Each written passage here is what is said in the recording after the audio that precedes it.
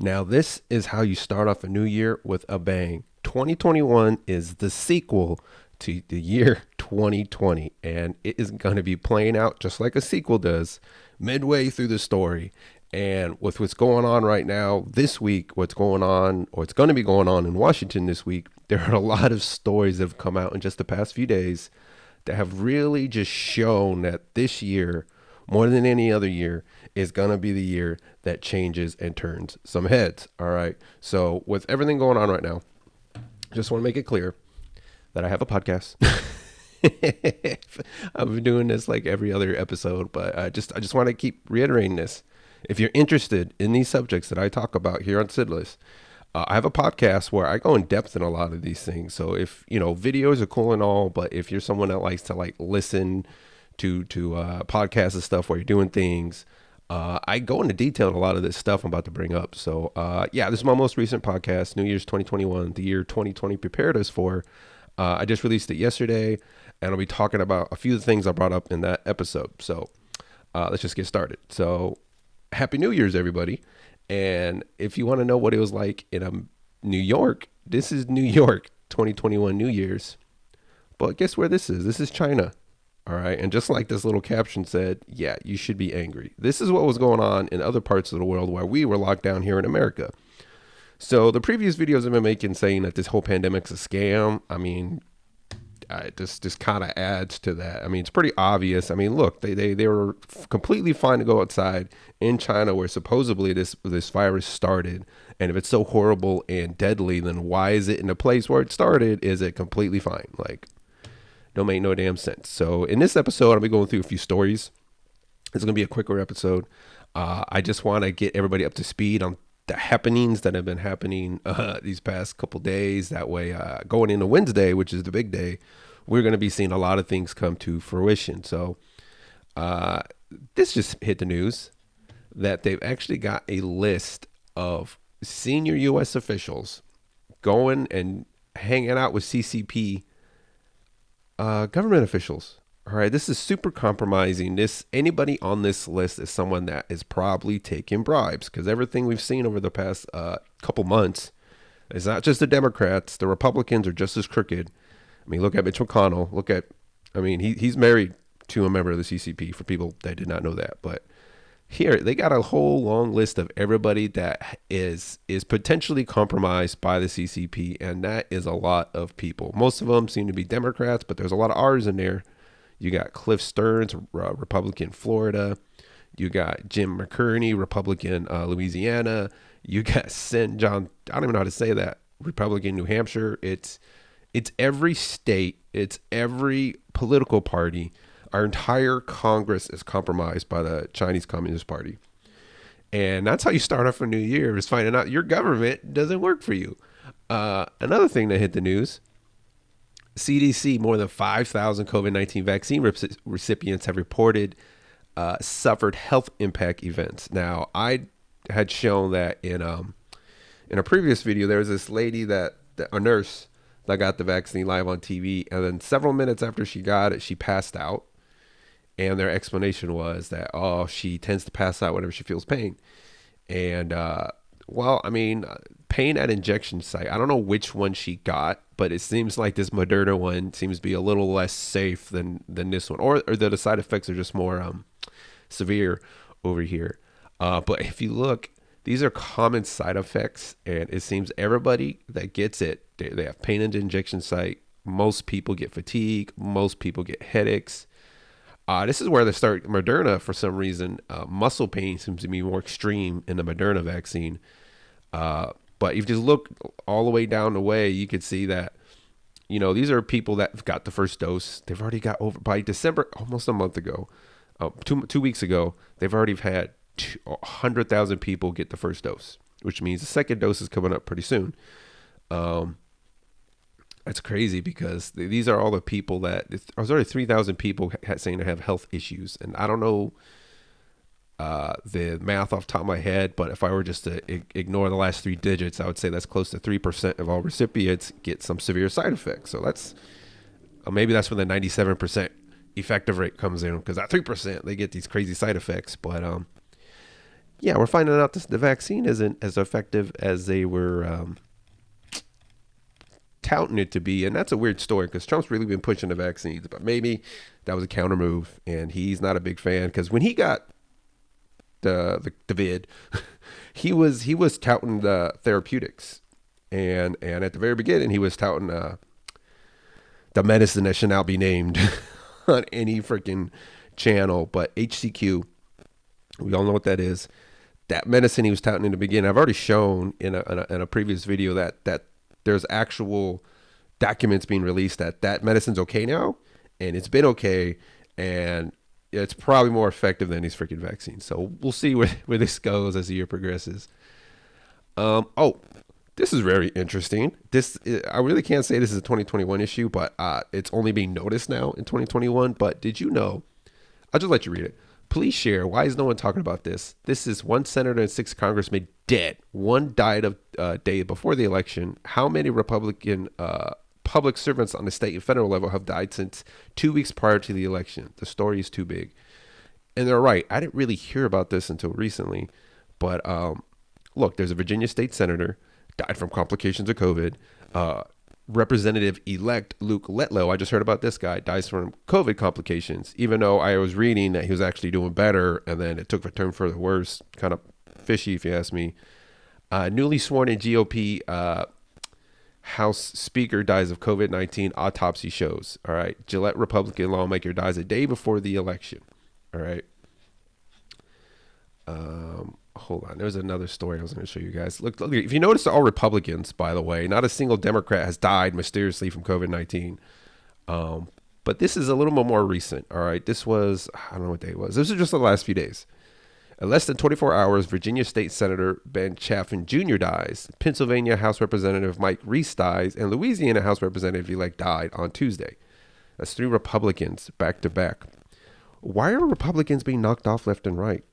Would that explain why we're seeing all this fishiness in Congress right now? How so many why people are still voting for Pelosi to be back in as Speaker of the House? She got some kind of dirt on everybody, or some kind of weird power to where people are too afraid to not vote for her. I mean, there's all kinds of stories of Hillary Clinton being that ruthless kind of person. Who's to say that Nancy Pelosi isn't 2 steps behind her? And if you notice, every single one of these people have died are Republicans. All right. Why is that? Why no Democrats coming across these kind of weird circumstances? It's very one-sided, just like this damn election.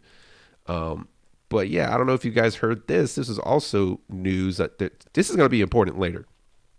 But Donald Trump got on a Zoom call with, it was like hundreds of representatives from Congress, and he was talking to Brad Raffensperger, who is the Georgia Secretary of State. He's one of the many Secretary of States that made very questionable decisions leading up to the election that led to some very fishy shenanigans during election night. And this phone call, which is a whole hour, I listened to the whole thing. I'm not going to play it here, but you can find it on Gab TV or any of these other sites where you can find it.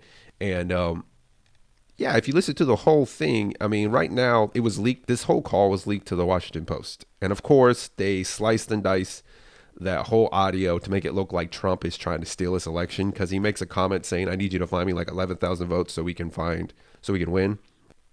But if you listen to the entire call, the entire hour of it, you find out that what Trump was saying, he was listing off numbers. He was saying, all right, we got so many thousands of illegal votes in this category, like dead people voting versus people that are voting from out of state versus people that were voting on illegal ballots. And he was just listing off the numbers, and he was pretty much making the point that, hey, we don't really need to look into every little nook and cranny of everything that went wrong in this election, just for these 2 points alone, which was the illegal ballots and the people voting from out of state. It was like 30 or 40,000 potential illegal ballots where they were saying they were all Joe Biden. All right, don't quote me on that, but he said there was ballot dumps and illegal ballots that were 100% for Joe Biden, that if you eliminated those based on technicality alone, that would put Trump in the lead and he'd win Georgia. That was his whole point. But then, of course, this guy kept trying to dodge the question. He was quiet the entire time. He straight up said he didn't know a lot of this info, kept saying their info was wrong. We got different numbers, couldn't explain what the numbers were. All he kept saying was, oh, sorry, Mr. President, but that's not what we got on our side. Our side is saying something different. That's literally his only defense. And this whole entire phone call, they were trying to make it seem like Trump was trying to steal an election by punking the Secretary of State. But nothing's further from the truth. What this phone call was really about was catching this dude lying on tape. Because what we find out is this idiot, you find out from here that he was the one that leaked the tape. All right. He leaked it to Washington Post, probably as a defense to be like, look what Trump, he's trying to punk me. But all he did was when you watch the whole thing is it shows that he caught him on tape lying. He lied the entire damn tape, saying that the numbers are wrong, that all the things that Trump was bringing up. He even brought up Dominion, saying, oh, I don't think we need to go into Dominion. And then he was trying to defend it. And then Trump's like, I haven't even brought up Dominion. And we're not talking about Dominion in this conversation. I don't want to give Dominion a pass, is what he's saying. He's like, but that conversation is not necessary for Georgia. He's like, in other states, we're going to have to bring up Dominion. But in Georgia itself, we have all these other technicalities that would flip the state, just from getting rid of illegal votes, getting rid of dead people voting, get rid of people that weren't supposed to be voting in that state to begin with.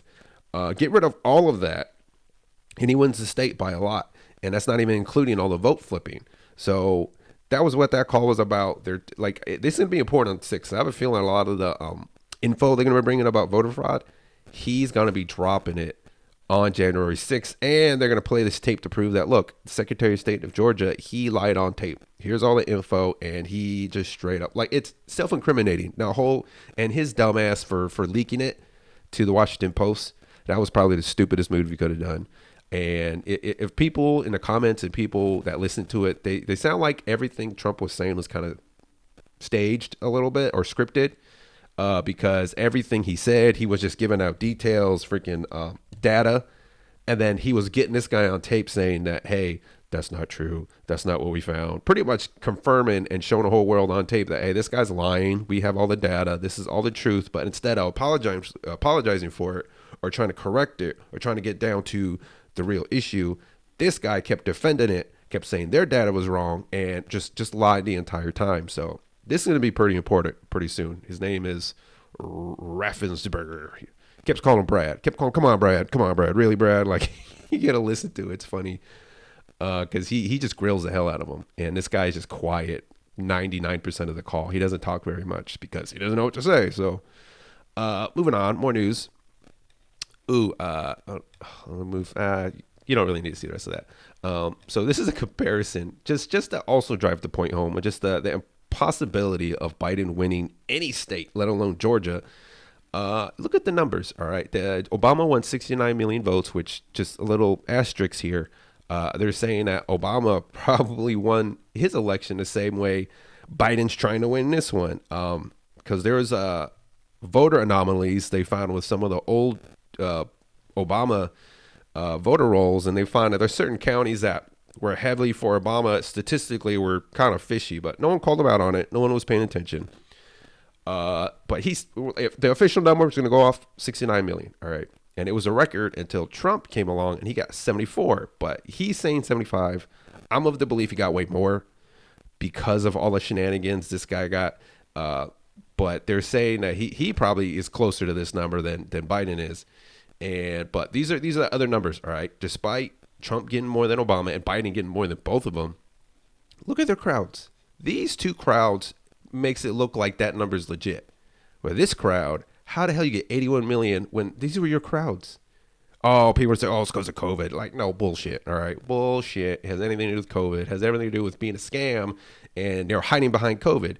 I mean, I feel like COVID's been an excuse for so many things this year. They've used the COVID to shut down businesses. They've used COVID to change election rules. And they're using COVID to freaking say that these guys were just dying from regular sicknesses when these were probably assassinations, and no one's talking about it. These are probably assassinations, but they're using COVID as cover. That's freaking crazy. But here's another statistic, is look how many counties Obama won. He only won 873 compared to the almost 2,500 counties that Trump won. And then Biden, who won more than all of them, he got half the amount of counties as Obama. See, when you see all the info placed here, you see that there's so many fishy things. It's obvious that Biden lost the election and Trump won. Trump just, look how many counties he won. Look at his vote total. Look at his crowds. Look at everything. It's obvious, people. He obviously won. And come 6 is going to be proven, January 6th, that all this is going to come to light. All right. I just want to end the video on this tidbit because I was trying to make this a quick video, but Lin Wood, the attorney, the defamation lawyer, the one that helped get Kyle Rittenhouse on bail and the one that helped Nick Sandmann win that lawsuit against CNN and Washington Post for that defamation case. He's a defamation lawyer, all right? And I want to stress that before I explain what was going on with Lin Wood on Twitter. But the past month, Lin Wood's been really crazy on Twitter. He's been saying some outlandish shit. He's been doing a lot of interviews, and he's been very vocal about stuff going on.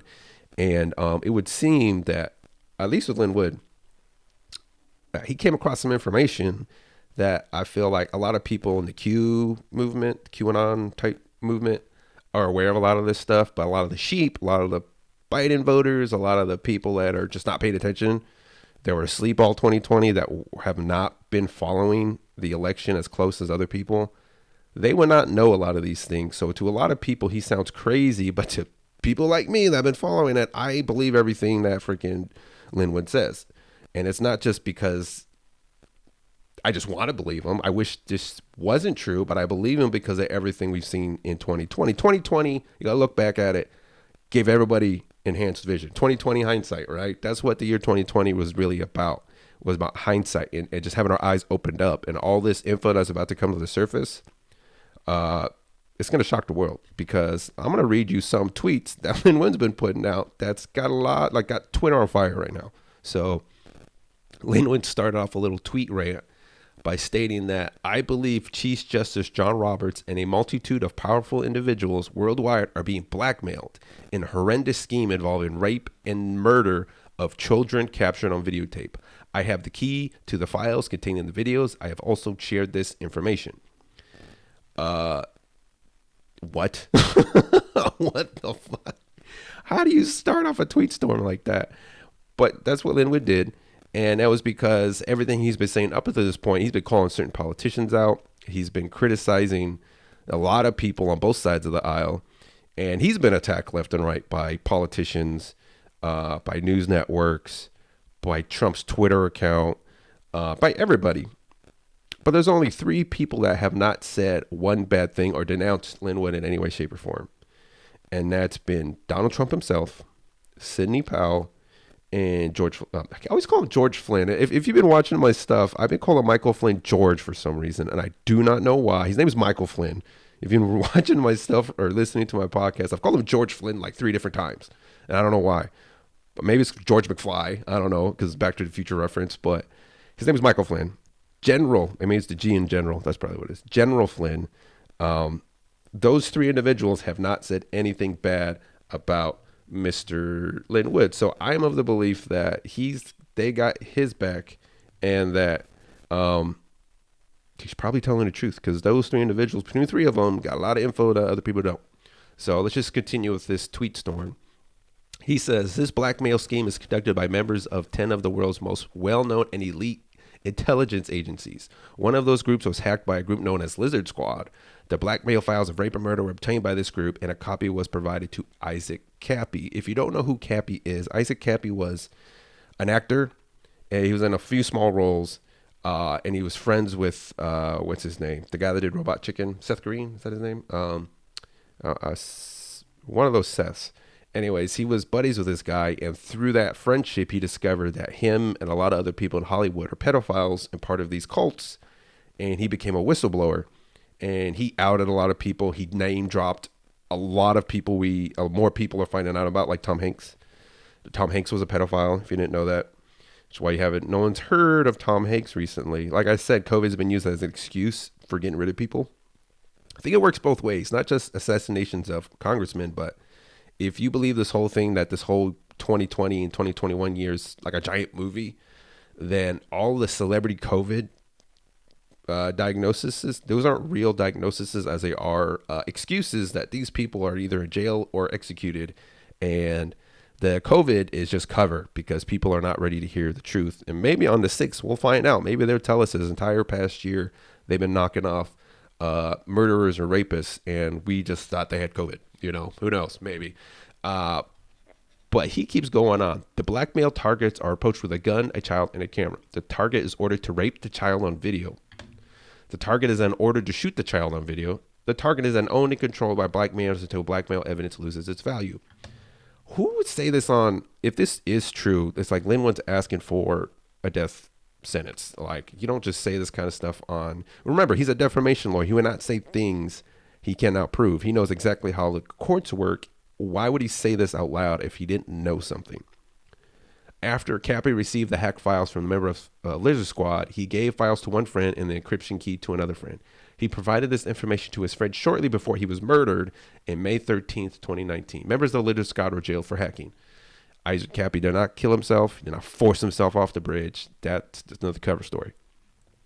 And this one gets juicy because I had mentioned in one of my previous podcast episodes that Linwood was talking about Jeffrey Epstein.